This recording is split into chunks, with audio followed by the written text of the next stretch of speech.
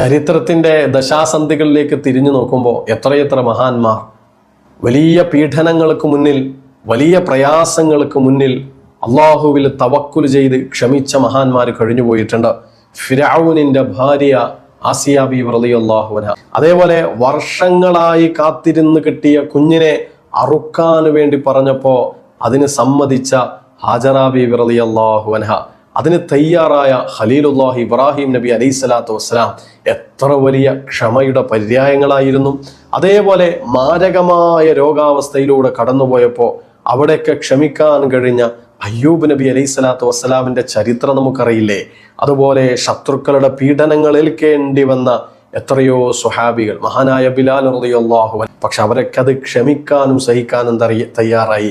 അതുകൊണ്ട് തന്നെ അവരിന്ന് സ്വർഗത്തിൽ പാറിപ്പറക്കുകയാണ്, സ്വർഗത്തിന്റെ സുഖങ്ങൾ ആസ്വദിച്ചു കൊണ്ടിരിക്കുകയാണ്.